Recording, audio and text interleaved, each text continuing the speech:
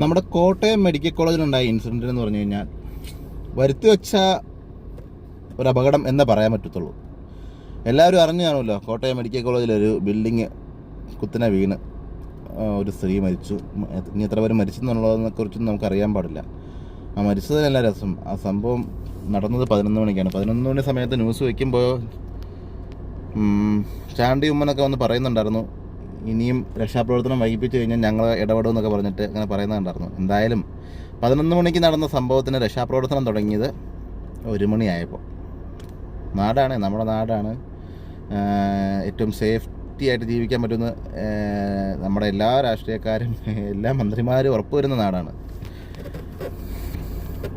അപ്പോൾ ഇത്രയും ഒരു സംഭവം, ഒരു ബിൽഡിങ് വീണ് കഴിഞ്ഞാൽ ഒരു രക്ഷാപ്രവർത്തനം നടത്താൻ ഇതിന് മാത്രം താമസം എന്താണെന്ന് ഞാൻ ആലോചിക്കുന്നത്. ചിലപ്പോൾ ആ സ്ത്രീ മരിച്ചത് അതിൻ്റെ ഉള്ളിൽ കിടന്ന് ശ്വാസം മുട്ടിയായിരിക്കാം. കാരണം ആ വീണ സമയത്തൊന്നും ചിലപ്പോൾ പുള്ളിക്കാരിക്ക് രക്ഷപ്പെടണം എന്നൊക്കെ ഒരുപാട് ആഗ്രഹം ഉണ്ടായിരുന്നായിരിക്കും, ഒരുപാട് ശ്രമിച്ചിട്ടുണ്ടായിരിക്കാം.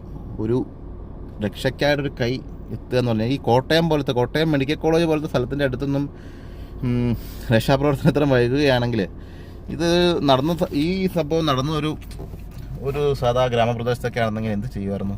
വരുമായിരുന്നോ? ഒരു ദിവസം കഴിഞ്ഞിട്ടെങ്കിലും വരുമായിരുന്നോ രക്ഷാപ്രവർത്തനത്തിന് ആൾക്കാർ? അത് ആരെങ്കിലും അറിയിക്കാത്ത കാരണമാണോ? എന്തായാലും ആദ്യം തന്നെ ആ ബിൽഡിങ്, ഇത്രയും പഴകിയ ബിൽഡിങ്ങൊക്കെ പൊളിച്ചു മാറ്റാനുള്ള നിയമങ്ങൾ കൊണ്ടുവന്ന ഗവൺമെൻറ് പറഞ്ഞെങ്കിലും ഒന്നും നടന്നിട്ടില്ല. ഇനിയെങ്കിലും ഇങ്ങനെയുള്ള കാര്യങ്ങളൊക്കെ ശ്രദ്ധിക്കുമെന്ന് വിചാരിക്കാം, നമുക്ക് വെറുതെ പ്രതീക്ഷിക്കാം.